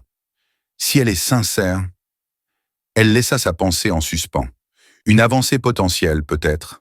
Leur première véritable chance de comprendre l'ampleur de l'opération de Doyle et de savoir qui pouvait bien fournir les informations confidentielles circulant dans son café. Le risque était considérable, mais après 3 semaines passées à servir de relais passif à l'espionnage, la possibilité de prendre des mesures concrètes pour résoudre l'affaire semblait une véritable aubaine. Alors que l'équipe se dispersait pour préparer la surveillance en vue de la réunion clandestine du lendemain matin, Doc s'attarda. « Vous savez, dit-il doucement, s'agenouillant près du fauteuil roulant de Mira pour la regarder à hauteur d'œil, il n'y a pas de honte à reculer. Nous exigeons beaucoup de nos opérateurs. Endurance physique, résilience psychologique, compartimentation, et nous nous entraînons pendant des années pour y parvenir. Vous avez été enrôlés sans préparation. » Son inquiétude était sincère, de professionnel de la santé à professionnel de la santé. Le sourire de Mira était mince, mais authentique. « J'ai passé 3 ans à soigner des hommes et des femmes sous les obus de mortier, » répondit-elle. « J'ai tenu des Marines mourants dans mes bras et je leur ai menti en leur disant qu'ils s'en sortiraient. Je pense pouvoir gérer un lieutenant nerveux et un criminel britannique suffisant. » Elle lui tendit la main et la serra brièvement. « Mais merci, Doc. C'est bon de savoir que quelqu'un surveille mes constantes. » Tandis qu'elle fermait le café après le départ de tous, Mira était assise seule dans l'obscurité, écoutant le bâtiment se calmer autour d'elle. Demain viendrait l'inspection de Doyle et la mystérieuse rencontre de Hayes, 2 performances qu'elle ne pouvait se permettre de rater. Le poids pesait sur ses épaules comme les poids de kinésithérapie avec lesquels elle avait lutté après sa blessure.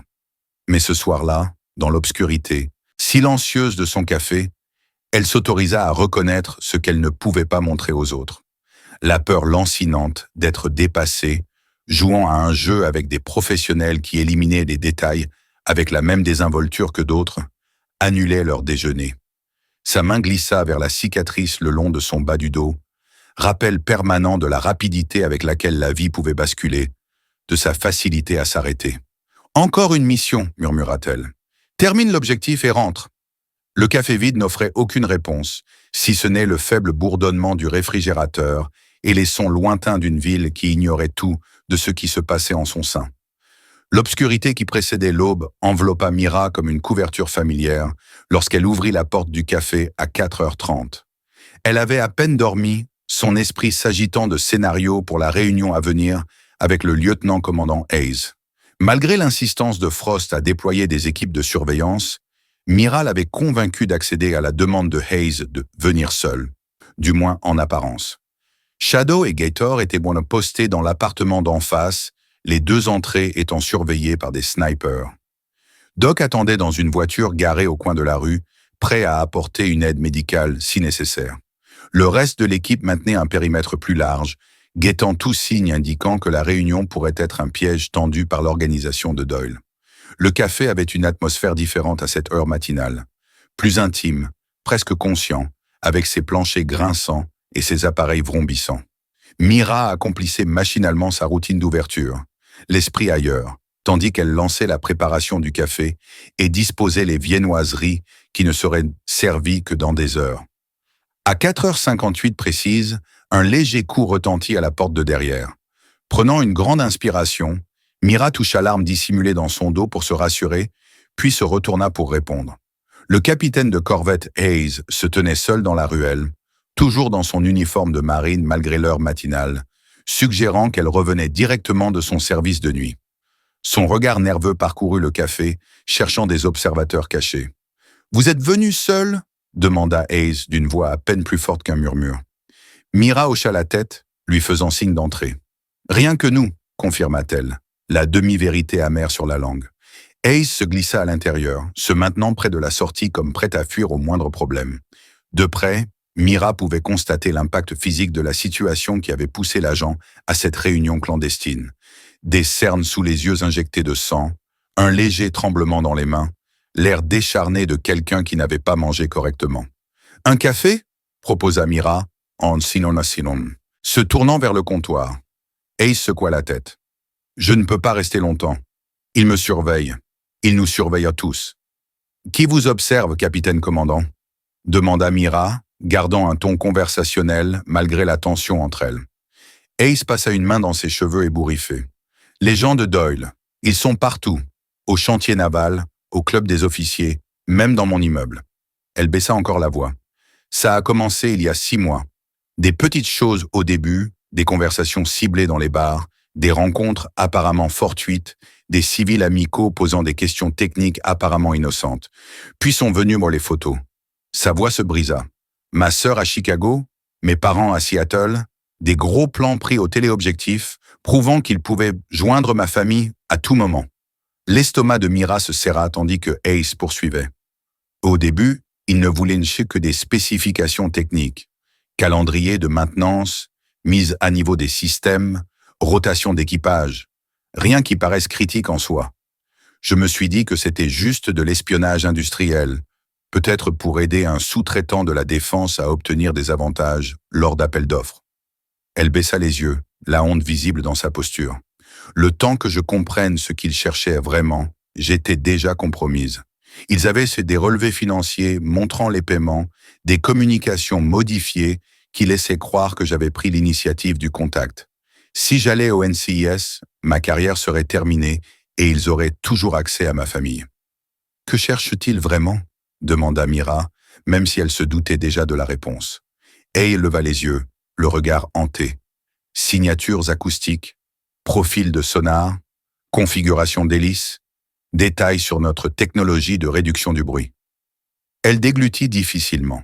Ils construisent une bibliothèque de caractéristiques d'identification pour notre flotte de sous-marins. Des informations qui leur permettraient de suivre nos bateaux, même dans les eaux les plus profondes. Je ne suis pas la seule qu'ils ont compromise. Il y en a au moins 3 autres que je connais. Un ingénieur d'Electric Boat, un spécialiste du sonar et un chercheur en propulsion. Ensemble, nous les aidons à démanteler la meilleure défense de nos sous-marins, l'invisibilité. La révélation fut un véritable choc. Il ne s'agissait pas seulement d'espionnage, mais d'une menace directe pour la sécurité nationale au plus haut niveau.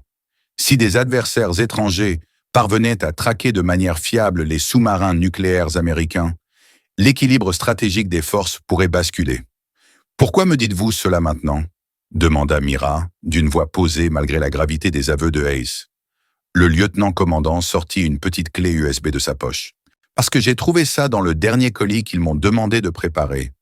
Ce ne sont plus seulement des données techniques, ce sont des ordres de déploiement, des itinéraires de patrouille, des protocoles d'intervention d'urgence. Ils se préparent à quelque chose et ça va arriver bientôt. » Avant que Hayes puisse s'étendre, son téléphone vibra. Elle vérifia, le visage vide de toute couleur. « Je dois y aller. Ils me recherchent. Mon escorte me demande pourquoi j'ai quitté le club des officiers. » Elle glissa la clé USB dans la main de Mira. « Je ne sais pas pourquoi ils ont choisi votre café comme point de transfert, mais j'ai vu les photos de surveillance. Ils vous font confiance, ce qui signifie que vous travaillez avec eux ou que vous subissez des pressions comme moi. Quoi qu'il en soit, vous devez savoir ce qui passe vraiment entre vos mains. » Elle se dirigea vers la porte, puis marqua une pause. « Si vous êtes l'un d'eux, je viens de signer mon arrêt de mort.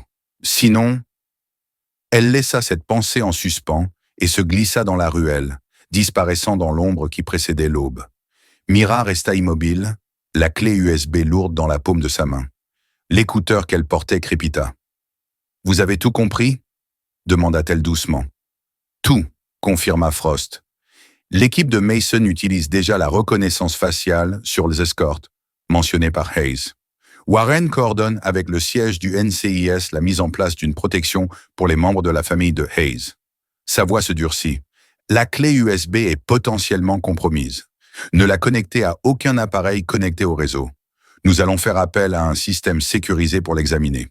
Le rythme opérationnel s'était soudainement accéléré, passant de la surveillance à la contre-espionnage actif, stimulé par la révélation inattendue de Ace et la clé USB qui pourrait contenir la preuve d'un complot plus vaste.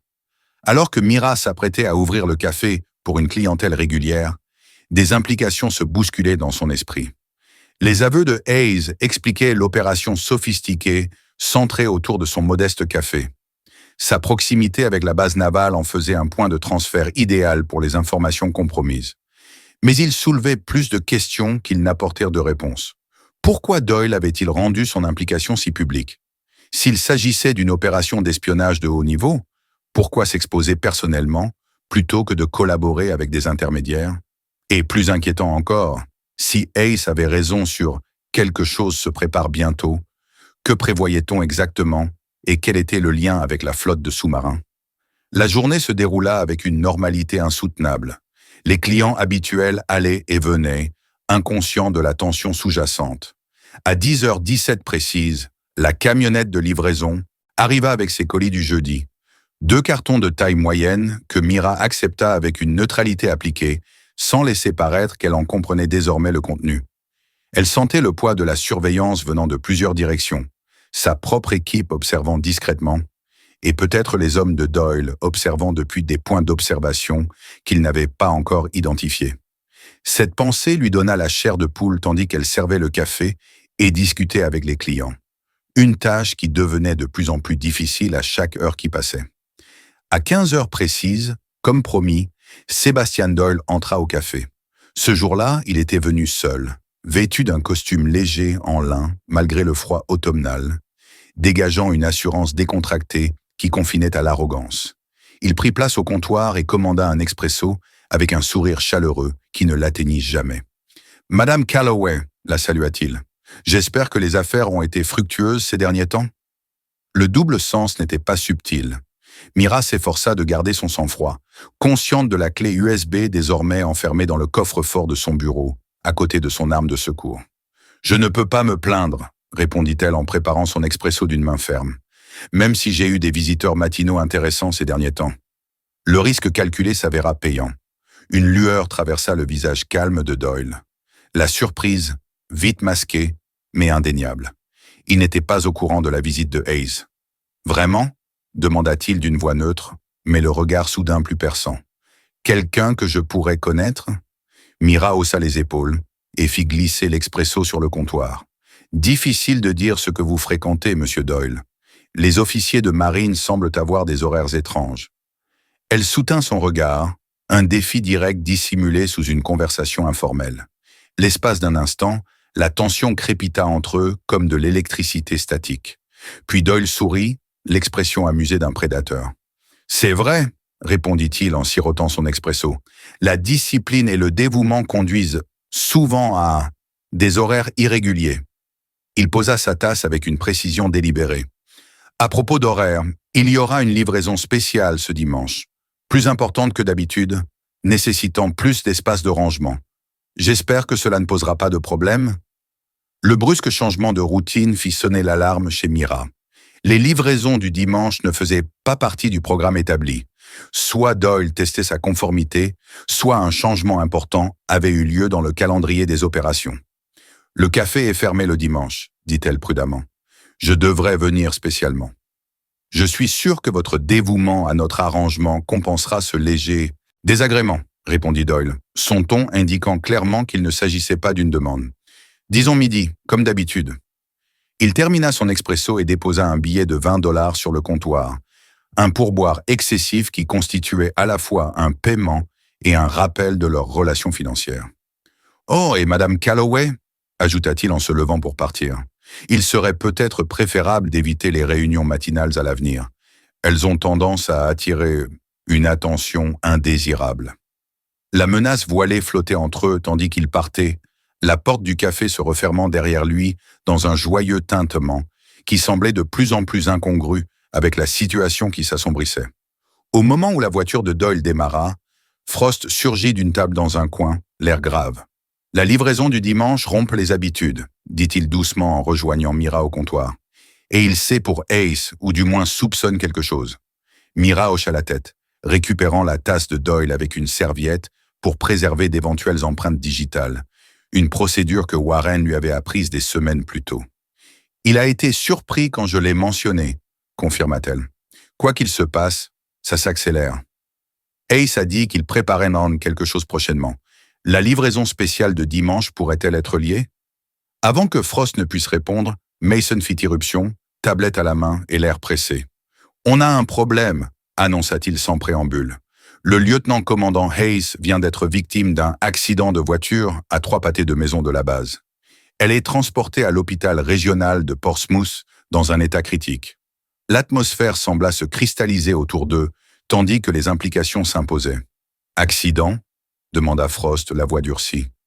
Mason secoua la tête d'un air sombre. Des témoins rapportent que sa voiture a soudainement accéléré et percuté une barrière en béton. Pas de frein, pas d'évitement. Un classique détournement à distance des systèmes du véhicule. L'escalade fut brutale et immédiate, de la surveillance à la tentative de meurtre en moins de 12 heures. « Elle en savait trop », dit Mira d'une voix calme. « Ou alors ils ont découvert qu'elle m'avait parlé. » Quoi qu'il en soit, le message était clair. L'opération de Doyle éliminait les risques de sécurité. « Warren fait partie de l'équipe d'intervention sur le lieu du crash », poursuivit Mason. « Le NCIS sécurise la résidence et le bureau de Hayes. Nous devons agir immédiatement si nous voulons garder une longueur d'avance. » Frost hocha la tête, sa décision prise. « Activation complète », ordonna-t-il. « Surveillance 24h24 pour Mira et le café. Information de sécurité pour la famille de Hayes. Et je veux tout savoir sur la livraison potentielle. De dimanche. » Tandis que l'équipe se mobilisait autour d'elle, Mira sentit un calme étrange s'installer. La même lucidité concentrée qu'elle avait éprouvée lors de situations de perte massive à l'étranger. « Je serai le point de livraison dimanche », dit-elle d'une voix sans la moindre hésitation. « S'ils accélèrent leur calendrier, c'est peut-être notre seule chance de comprendre ce qu'ils cherchent vraiment. » Frost observa son visage, reconnaissant la détermination de quelqu'un qui avait dépassé la peur pour se concentrer sur son objectif. « C'est à vous de décider, » dit-il finalement. « Mais vous ne serez pas seul.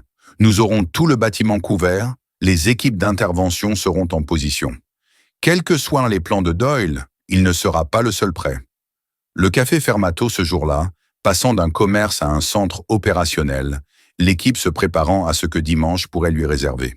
Tandis que l'équipement était installé et que les mesures d'urgence étaient planifiées, Mira se sentit attirée par la fenêtre, observant les passants, étudiants, familles, marins en permission, tous inconscients des ombres qui se mouvaient sous la surface de leur ville côtière. Ace luttait pour sa vie dans un lit d'hôpital. Doyle préparait quelque part sa livraison spéciale. Et Mira, qui avait cru ses combats derrière elle, se retrouva une fois de plus au cœur d'un conflit où les lignes de front étaient invisibles et où les ennemis portèrent des costumes au lieu d'uniformes. Dimanche apporterait soit une résolution, soit une escalade. Dans tous les cas, il serait impossible de revenir à la vie simple qu'elle s'était construite. Ce café, ce rêve, avait déjà été sacrifié sur l'autel de l'espionnage et de la sécurité nationale. Le dimanche se leva clair et froid, ce genre de journée d'automne fraîche qui rassemble habituellement les familles au port pour un dernier week-end de navigation avant l'arrivée de l'hiver. Au lieu de cela, le front de mer de Portsmouth était devenu la ligne de front invisible d'une opération impliquant de multiples agences et juridictions. Mira arriva au café à 9h, 3 heures avant la livraison spéciale prévue, et découvrit un paysage transformé derrière la façade familière. L'équipe du NCIS de Warren avait établi un poste de commandement dans le magasin de meubles vides, 2 portes plus loin. L'agence anonyme de Mason avait déployé un équipement de surveillance technique qui faisait passer les anciennes mesures de sécurité du café pour des jouets d'enfants. Les SEAL de Frost s'étaient positionnés stratégiquement dans le quartier, maintenant les communications via des canaux cryptés. Dernière nouvelle concernant Hayes, dit Warren, tandis que Mira se dirigeait vers l'arrière-boutique, où des écrans temporaires diffusaient diverses images de caméras. Toujours critique, mais stable. Des agents de sécurité sont en place à l'hôpital. Sa famille a été transférée en lieu sûr. Elle hésita avant d'ajouter « Nous avons trouvé des preuves que le système informatique de son véhicule a été compromis, une intrusion sophistiquée permettant de contrôler à distance les fonctions d'accélération et de freinage. Ce n'est certainement pas un accident. » Mira hocha la tête d'un air sombre, sans surprise. « Et la clé USB qu'elle m'a donnée ?» Mason prit la parole, affichant un affichage complexe de données techniques. Partiellement crypté, mais ce que nous avons consulté jusqu'à présent confirme sa version. Signatures acoustiques détaillées des sous-marins de classe Virginia, programme de patrouille pour les 3 prochains mois, protocole d'intervention d'urgence pour toute la flotte de l'Atlantique. Son expression était grave. Entre de mauvaises mains, ces informations permettraient de suivre nos déploiements sous-marins avec une précision sans précédent. Associée au système d'armes adéquat, elle pourrait neutraliser notre avantage stratégique sous-marin. Les implications étaient lourdes de conséquences. La dissuasion nucléaire américaine reposait largement sur l'incapacité des adversaires à localiser leur flotte de sous-marins. Si cette invisibilité était compromise, l'équilibre des forces mondiales basculerait radicalement. Et nous ignorons toujours qui en est le destinataire final, ajouta Frost, les rejoignant depuis son poste de contrôle du périmètre. Les services de renseignement russes sont les suspects évidents compte tenu de leurs intérêts navals, mais l'armée chinoise, voire des acteurs non étatiques, paierait des millions pour ce type de renseignement. Il consulta sa montre. Quel que soit le contenu de la livraison d'aujourd'hui, c'est suffisamment important pour briser les schémas établis. Toutes les équipes sont en position. Maintenant, attendons. L'attente s'avéra être la partie la plus difficile. Mira sillonnait le café, vérifiant l'inventaire et nettoyant les comptoirs déjà impeccables, s'efforçant de maintenir l'apparence habituelle des préparatifs du dimanche. Son fauteuil roulant lui paraissait contraignant ce jour-là, ses limitations de mobilité plus frustrantes que d'habitude, à mesure que la tension montait vers midi. L'arme contre son dos et le bouton d'alarme dans sa poche lui apportaient un piètre réconfort face à l'incertitude de la situation. À 11h45, Frost et Bishop prirent position. Frost dans la réserve adjacente au point de livraison, Bishop derrière le comptoir où il pouvait intervenir immédiatement en cas de besoin. Le reste de l'équipe confirma leur disponibilité grâce à l'écouteur de Mira, leur voix exprimant un calme professionnel rassurant. À midi précis, un véhicule s'approcha, non pas la camionnette habituelle, mais un élégant SUV noir aux vitres teintées qui fit murmurer « plaque diplomatique » à Frost dans le système de communication. Il se gara juste devant l'entrée du café plutôt que devant la porte de livraison arrière, enfreignant ainsi un autre protocole établi. Le chauffeur resta au volant lorsque la porte arrière s'ouvrit pour révéler Sébastien Doyle, impeccablement vêtu comme toujours, accompagné cette fois d'un homme grand et large d'épaules, à la posture rigide d'un militaire entraîné. Ils transportaient à eux deux une seule mallette métallique, plus petite que les colis habituels, mais sécurisée par une serrure électronique complexe. Madame Calloway la salua Doyle à leur entrée, un sourire aimable, mais un regard attentif tandis qu'il scrutait le café apparemment vide. « Merci d'avoir accepté notre emploi du temps du dimanche. Voici Monsieur Petrov, un associé spécialisé. » La présentation était volontairement vague, mais Mira percevait la légère inflexion slave dans le bref hochement de tête de Petrov. Du russe donc, confirmant au moins en partie leurs soupçons quant à la destination finale des informations volées. « La réserve est prête », dit Mira d'une voix neutre en les conduisant vers le fond du café. Son instinct la prédisposait au danger lorsqu'elle se plaça à proximité des deux hommes, consciente que la carrure de Petrov dissimulait ses mains aux caméras de surveillance.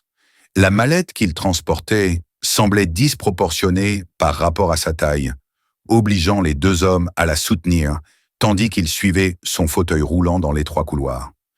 Dans son oreillette, Frost murmura « L'imagerie thermique révèle la présence de composants électroniques dans la mallette, plus que nécessaire pour un simple stockage de données. » Le local de stockage était petit et fonctionnel.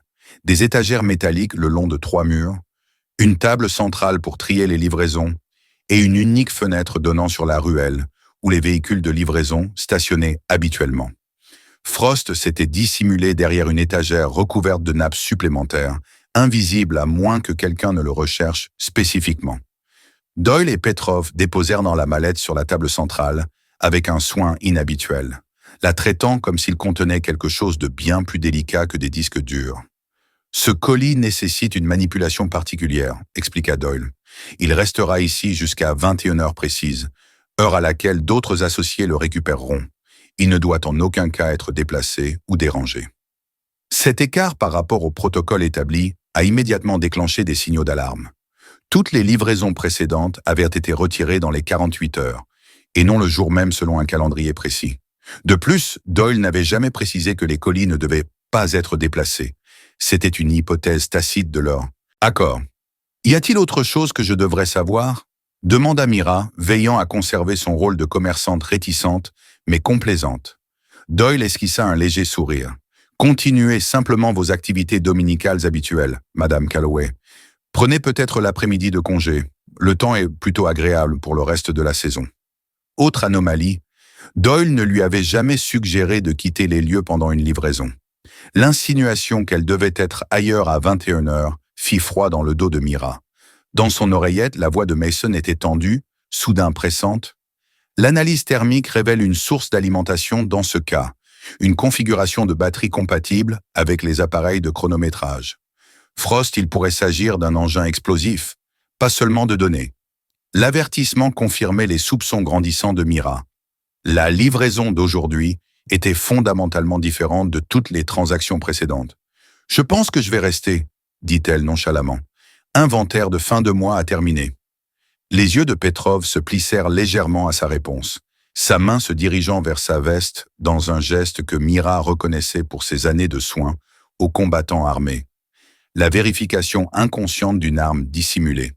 Doyle, cependant, haussa simplement les épaules, avec une nonchalance éprouvée. « Comme vous voulez, mais je reconsidérerais ma décision si j'étais à votre place. » La menace était voilée, mais sans équivoque. Quoi qu'il en soit, Doyle ne voulait pas qu'elle s'en approche à 21 heures. Alors qu'il se retournait pour partir, Petrov heurta délibérément le fauteuil roulant de Mira, le faisant rouler en arrière contre une étagère avec suffisamment de force pour la désorienter momentanément. Cette agression calculée était l'ouverture dont Doyle avait besoin. Il se déplaça avec une rapidité inattendue pour un homme de son âge, sortant un petit appareil de sa poche et le fixant sous le fauteuil de Mira avant qu'elle ne puisse réagir. « Une assurance », murmura-t-il, si bas qu'elle seule put l'entendre. « Au cas où tes amis Navy Seals prépareraient un malheur. » La révélation qu'il était au courant pour ses protecteurs, peut-être depuis le début, figea Mira un instant. L'instant passa en quelques secondes. Doyle se redressa et reprit son attitude professionnelle comme si de rien n'était. « À la prochaine, mademoiselle Calloway », dit-il d'une voix doucereuse en guidant Petrov vers la sortie.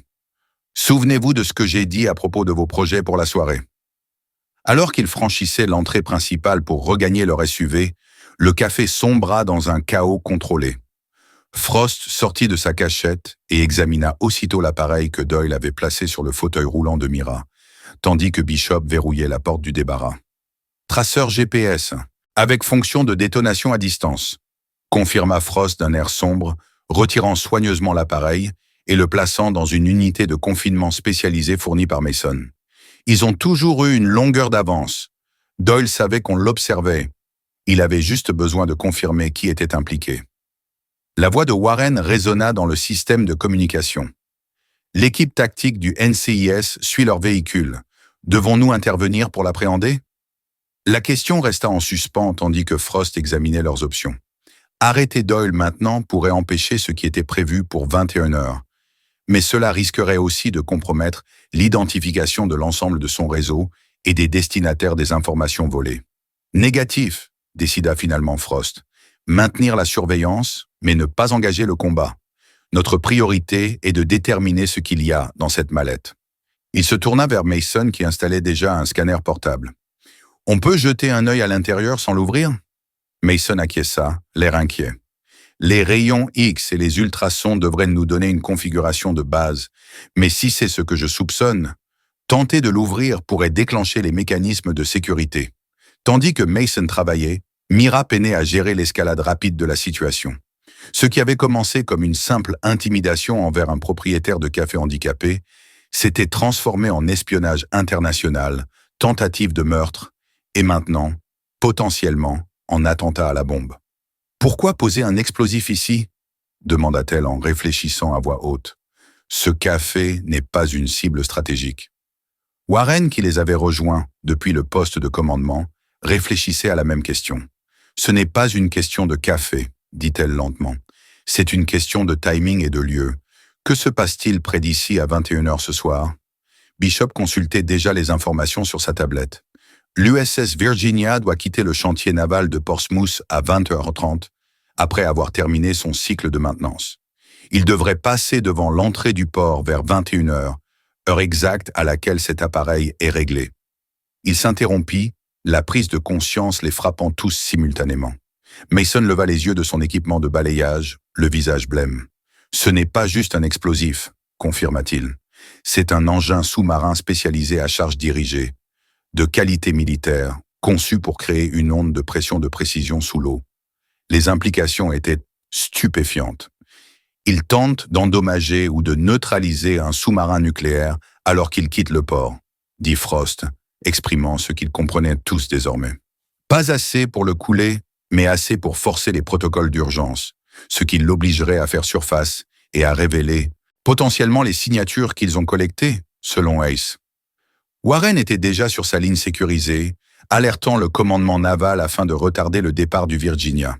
« Et si leur plan échoue ?»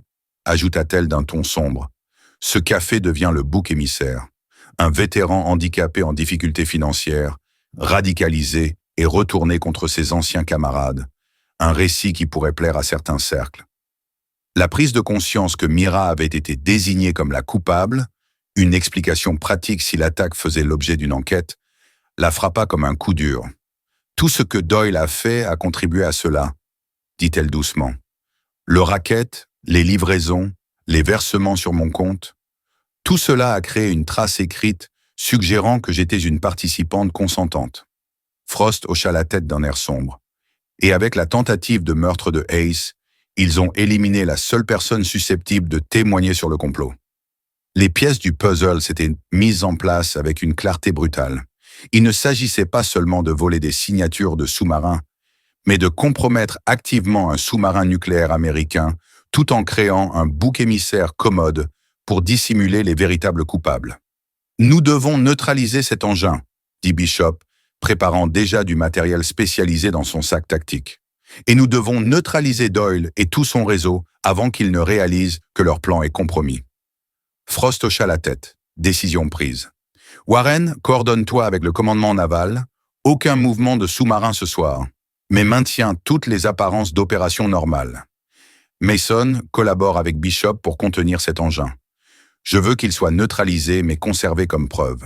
Le reste de l'équipe se préparera à appréhender Doyle et Petrov avant qu'ils ne puissent activer des plans de secours. » Tandis que l'équipe se mobilisait autour d'elle, Mira se trouva à un tournant décisif.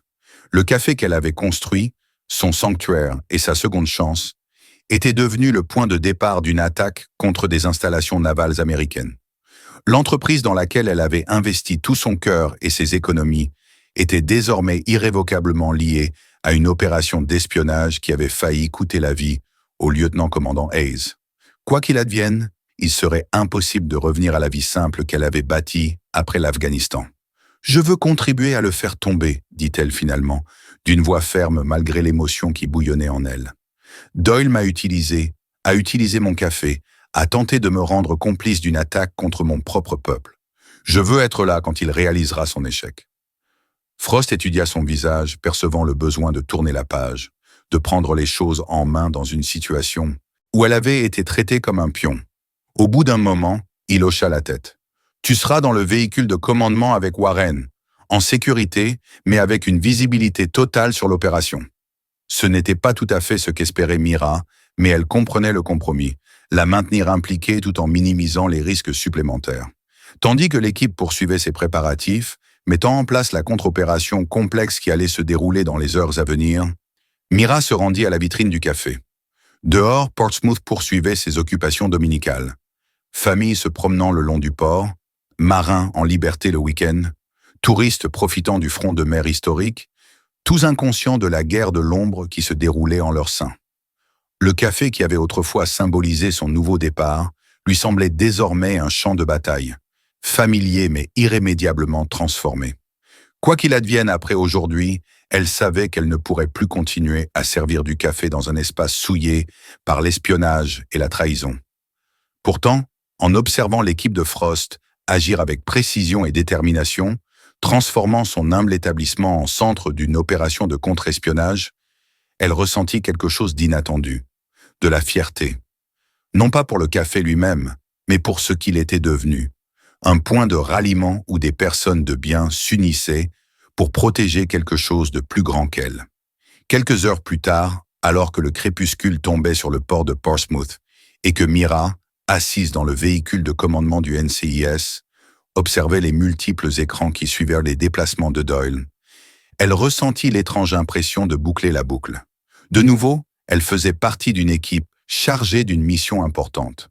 Un champ de bataille différent, des ennemis différents, mais le même objectif principal qui avait guidé son service militaire. Protéger des personnes qui ne connaîtraient jamais les menaces auxquelles elles étaient confrontées. Alors que la voix de Frost résonnait dans les communications, confirmant que ses équipes étaient en position pour appréhender Doyle, Mira toucha l'insigne d'infirmier de la marine qu'elle portait encore au cou. « Prêt », répondit-elle d'une voix ferme et claire. L'affrontement final allait commencer, et cette fois, elle n'était pas seulement une victime ou un pion. Elle participait activement à la justice pour ceux qui avaient tenté de l'utiliser contre son propre pays.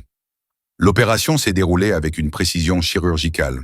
Doyle et Petrov ont été appréhendés alors qu'ils approchèrent d'un point de rendez-vous près du port, manifestement déterminés à observer les résultats de leur attaque. L'engin explosif spécialisé avait été neutralisé en toute sécurité, préservant ainsi des preuves cruciales directement liées aux renseignements militaires russes. Plus important encore, le réseau plus vaste établi par Doyle a été cartographié et démantelé, avec 17 arrestations dans 3 États, dont 3 autres membres de la marine compromis qui avaient fourni des informations classifiées. 2 semaines plus tard, Mira était assise dans son fauteuil roulant sur la promenade du port, regardant l'USS Virginia partir pour son déploiement retardé, saine et sauve, sa signature acoustique toujours protégée. À ses côtés se tenaient Frost, Bishop et le reste de l'équipe des SEAL, passés de protecteurs à amis. « Que faites-vous maintenant » demanda Frost doucement. Mira sourit en regardant le sous-marin disparaître dans l'obscurité grandissante de l'Atlantique. « C'est l'heure d'une nouvelle mission », répondit-elle. « Le café est vendu. Les papiers de clôture ont été signés hier. » Elle se tourna vers l'équipe qui avait changé sa vie. « Le NCIS m'a proposé un poste dans son programme de recrutement des soldats blessés. Il s'avère que mon expérience me rend particulièrement qualifié pour identifier les vétérans susceptibles d'être compromis et pour contribuer à leur protection avant que quelqu'un comme Doyle ne les trouve. » Tandis que les lumières du port de Portsmouth scintillaient autour d'elle, Mira ressentit un sens du devoir plus fort que tout ce qu'elle avait connu depuis sa libération. Le fauteuil roulant, qui lui avait autrefois semblé une prison, faisait désormais partie intégrante d'elle-même. Une cicatrice de guerre qui n'avait pas défini ses limites, mais l'avait plutôt conduite vers un nouveau genre de service. « Infirmière un jour, infirmière toujours », dit le docteur Mitchell avec un sourire entendu. « Juste des blessures différentes à guérir maintenant. » Mira hocha la tête, acceptant la vérité de ses paroles. Elle était entrée dans ce café en fauteuil roulant 3 ans auparavant, en quête de paix et d'une vie tranquille. Elle s'éloignait maintenant vers quelque chose de très différent, mais peut-être quelque chose qu'elle recherchait depuis toujours. Une mission digne du sacrifice qu'elle exigeait et une équipe qui la valorisait, non pas malgré son fauteuil roulant, mais en l'incluant dans la force qu'elle apportait au combat. « Semper Fi », dit-elle doucement, tandis que la voile du Virginia disparaissait à l'horizon. Les SEAL qui l'entouraient, des marines jusqu'au bout des ongles, souriaient à la devise du corps des marines, mais reconnaissaient la vérité profonde qu'elle exprimait. Toujours fidèles à leur pays, à leur mission, à ceux qui comptaient sur eux, qu'ils le sachent ou non. Alors qu'ils quittaient le port pour se diriger vers les missions qui les attendaient, Mira Calloway avançait à leur côté, sans les suivre, sans être protégée, mais en agissant d'égal à égal, ses roues n'étant plus une limite, mais simplement sa façon unique d'avancer vers les défis à venir.